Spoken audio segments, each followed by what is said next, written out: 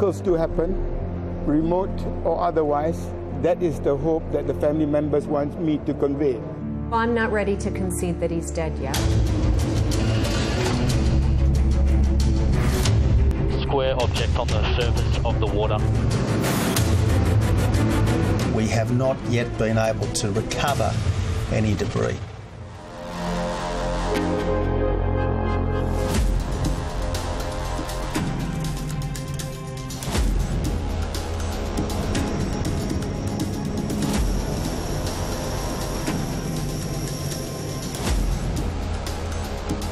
The search involves some of the most sophisticated equipment known to mankind.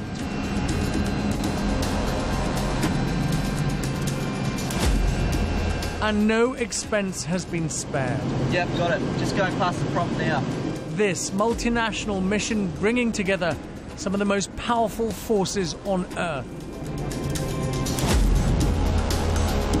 But for all their strength in the air and their prowess in the water, the men and women searching for the remains of flight MH370 have found nothing. Not a single piece of debris has been recovered to solve one of the world's greatest aviation mysteries. Unfortunately, we didn't find anything of significance out there. We arrived first. I think there's 7 other aircraft out there that are still searching. We were focused in an area to the south that was based around the best estimates and intelligence that we have so far. The weather in the area was reasonably good. Most of the area we were able to see, 4 or 5 kilometres or more. The sea state was up, however, which meant that there were quite a few whitecaps in the area. So the crew would have had a bit of difficulty discerning the difference between objects in the water and the whitecaps. So it made it hard for the guys today. But each sighting is potentially important. Markers dropped into the ocean will record movement, giving detail of current, direction and speed. Data that could prove crucial later.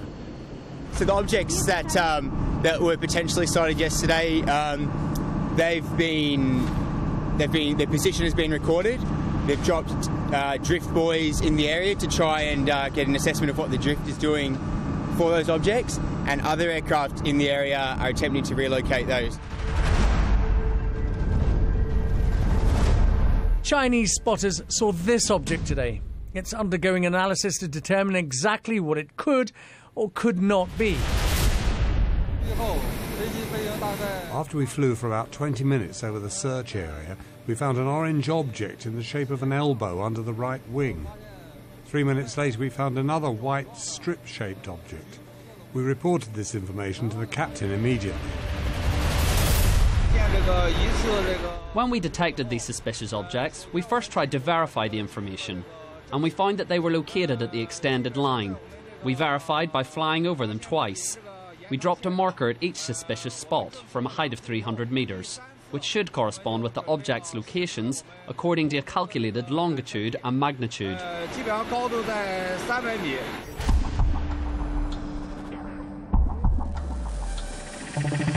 And this satellite image, released on Friday, is also one of the latest recordings of what may or may not be pieces of the plane that vanished without trace 3 weeks ago. But for now, that is all we have. Yesterday was a better day for searching. Today, I understand, is another good day for searching. The weather conditions are benign for that rather inhospitable part of the world. Yesterday, as I understand it, there were visuals from 5 aircraft of debris in the ocean. Unfortunately, despite the presence of some 6 vessels in and around the new search area, we have not yet been able to recover any debris. So that task continues. We should not underestimate the difficulty of this work. It is an extraordinarily remote location. These are inhospitable seas. It's an inaccessible place. We are trying to find small bits of wreckage in a vast ocean, and while we are throwing everything we have at it, the task goes on.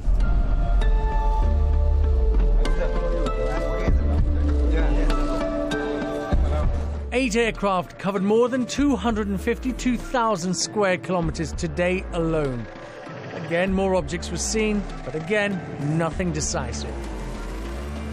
All I can say is that I can continue only with the leads that we have. At the moment, we have 6 sightings under satellite. The vessels are going there.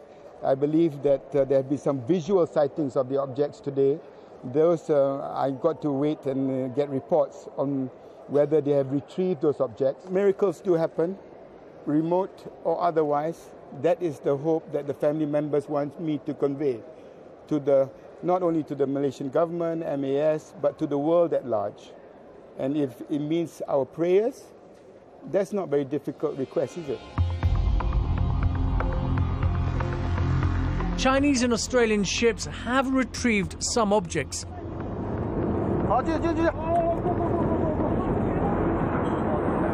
Crucial pieces of the MH370 jigsaw puzzle, or yet more ocean junk.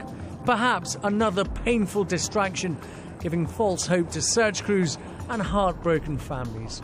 It's very, very testing for the relatives, the loved ones left behind. Normally with an air crash, we know within a day, maybe 2. In the case of Air France 446, 6 days.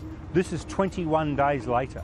This is an extraordinary mystery, unprecedented in modern times. We've found debris in the ocean. It's been spotted by actually 5 aircraft after the New Zealand aircraft spotted it. Photographs were taken. They are now being processed in Canberra by AMSAR. They may be released today, possibly tomorrow, to either confirm or not that the debris they've found is from 370.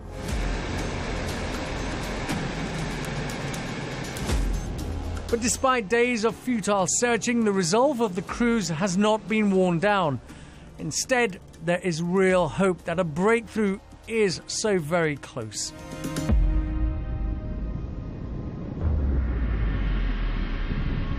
And instead of scaling down the operation, more resources and assets are being deployed. The Australian Navy frigate Toowoomba has joined the operation. It brings long-stay capability and boosts the current international fleet in the area to 6 ships, each one dedicated to finding that single scrap of evidence, no matter how small, that could explain what actually happened to the Boeing 777. Depending on what they find, and we have a number of ships out there with different capabilities to lift different sizes of debris, but the aim will be to recover the items back onto the ship so that they can first be verified or confirmed or denied as being part of the aircraft, but also they'll be valuable items for the subsequent accident investigation. The Pinger, as I understand it, is certified to operate up until the 7th of April. We would expect it to run a little bit longer than that. And at this stage, Ocean Shield, if she sails Monday, depending on the weather, we would expect her in the area around 2 to 3 days afterwards. But the critical phase at this juncture is to find debris, and as much of it as we can. If it is confirmed to be from the aircraft, it will enable a much greater refinement of that impact point through the modelling agencies back in AMSA, and that having a very accurate start point, or as an accurate start point as we can for the Pinger search, is actually critical. Until yesterday, the search had focused on an area 1,500 miles, that's 2,500 kilometres off the southwest coast of Perth in Australia. But new evidence suggested that the plane may have been travelling faster than initially thought, and yesterday the search area shifted 700 miles northeast. Today, more ships and aircraft expanded the area and continued to comb the waters. Well, as a plane takes off, it's being tracked by primary military radar, which is common practice, until it, of course, leaves the radar space. Now, we have that data, and I presume they're crunching this now with a higher precision, and they figured out that the plane has been flying slightly faster than they presumed. If you put this together with the plane being on autopilot, they could reverse engineer the flight path with the fuel which was available, and they came to the conclusion it has actually gone down, most likely further north. We know very little about military capabilities in this region, at least I'm not quite sure about this. In theory, military radar should be very precise and very reliable. What I suspect is that they maybe didn't have either the height or the speed, and they've been kind of reverse engineering this, which maybe together with the satellite data now gives a more complete picture. The disappearance of flight MH370 is a mystery that refuses to yield answers.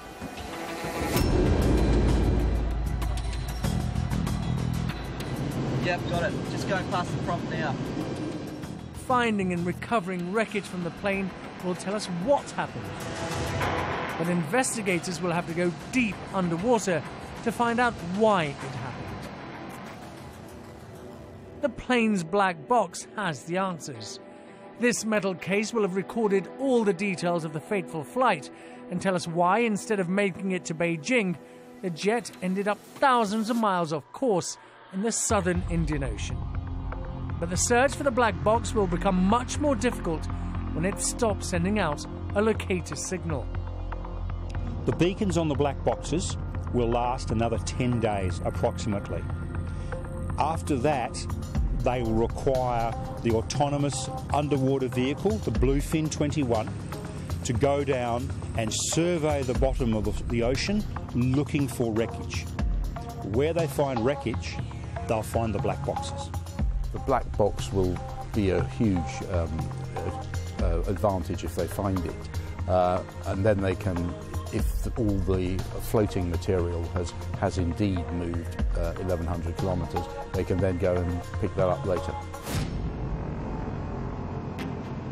New calculations suggest the plane was travelling faster than first thought. That means it ran out of fuel earlier. So that's shifted the search almost 700 miles northeast, closer to the Australian coast. More confusion 3 weeks into the aircraft's disappearance. The question being asked is, how can an airliner simply vanish?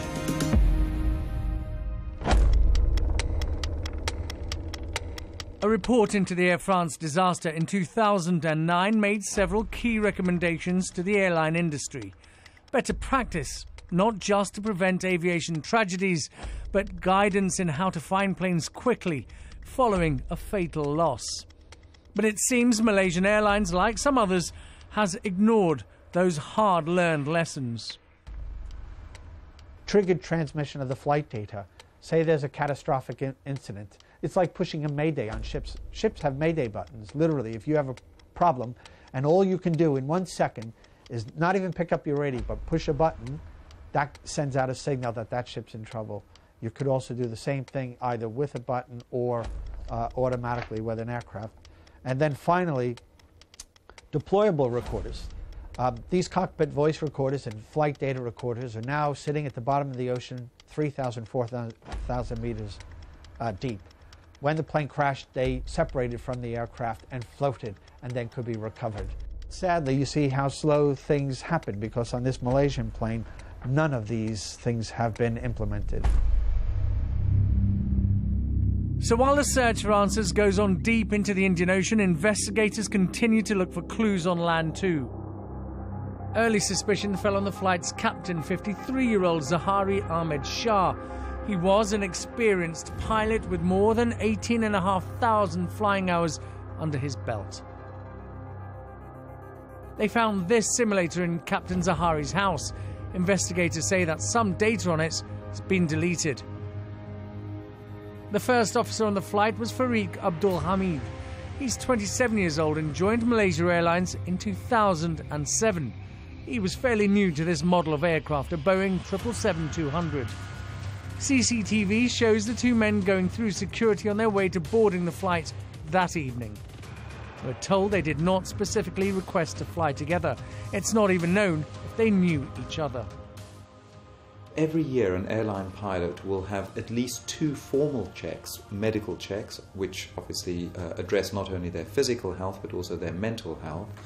But of course, every time they are doing the job, they're being scrutinized by people. When they arrive at the airport, they will encounter security staff. They have to go through the same checks as airline passengers to get through to the aircraft. When they board the aircraft, a dispatcher will hand the plane over to them. And when they are seated next to someone else, obviously in a commercial airline, there'll be another pilot next to them, always watching them.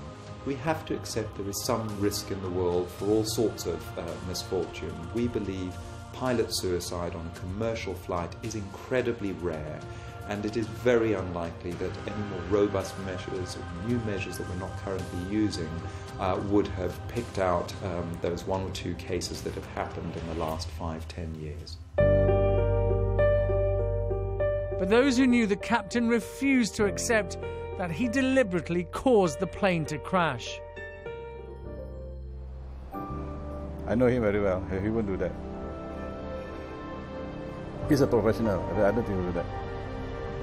Is he a family man? Yes. He's a very loving family man. Going through some troubles, it's been reported. So. I don't think so. Because I've seen photos of the family, which was quite recent. If I'm not mistaken, middle of last year, or towards the September or so. They look like a typical happily married couple, with a good family, a grandson instead. He has a grandson. Attention has also been paid to the plane's passengers. Could the flight manifest hold the answers? Investigators are scrutinizing every name on it. Almost 3 weeks after the plane's disappearance, we're learning more about the men, women and children who were on board this flight. People, we were told this week, who have no chance of survival. But the girlfriend of one passenger refuses to give up hope. Philip Wood, a 50-year-old American, was returning to Beijing following a business trip. He was about to leave China for good to begin a new life with Sarah Bejak. She was at home packing boxes, waiting for him to walk through the front door when she heard the news. Well, I'm not ready to concede that he's dead yet. So right now, it's a way to help the world understand how special he is. And that, you know, that plane might be filled with 239 people, but each one of those people has a story to tell. And they're all worth saving. And he especially is worth saving. He's a very unique man. And I think people have grown to quite care about him in this process. And they've grown to care about his parents and his siblings and his boys, who have all rallied together and maintained positive hope instead of screaming and yelling or blaming. Sarah's Facebook tribute to Philip has now registered more than 1 million visitors, and that's in less than 2 weeks. I'm incredibly proud of how his children have handled this and how his family has handled it. And I hope that he will be proud of what I have done to try to keep that positive process alive. I think he would do the same for me. You know, you can't just sit back and wait for someone else to do something for you. You have to be responsible for it and push it ahead.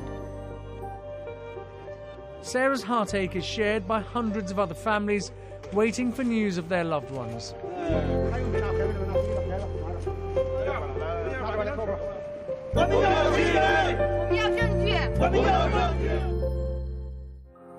The youngest passenger is 2 years old, the oldest 76. 7 of them are children yet to reach their 5th birthdays. 26-year-old Yu Wen-Chao is originally from Mongolia. He moved to study business at Hull University in England. He went back to see his girlfriend. Mukdesh Mukherjee and his wife, Xiaomo Bei, had been on a beach holiday together in Vietnam. Their 2 young sons are waiting for them at home. Bob and Kathy Lawton are from Springfield Lakes in Australia. They have 3 daughters, and they're described as doting grandparents. Paul Weeks is a mechanical engineer. He accidentally left his wedding ring and watch behind at home as he travelled to Mongolia for work. Adrian Waterloo on the right is 17. Zhao Yan on the left is 18. They were on their way to school in Beijing. The minister said he and the government are in the process of looking for the missing plane and that we still have reason to hope. Us families of the passengers, we don't know whether they're alive or dead, but we're still hoping they're alive because we still haven't seen any evidence.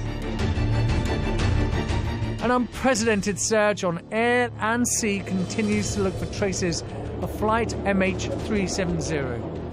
But despite all the resources being thrown at this mission, the ocean refuses to give up its secrets. for the families, no plane wreckage means a miracle is still possible. And they continue to wait, hope, and pray for their loved ones to finally come home.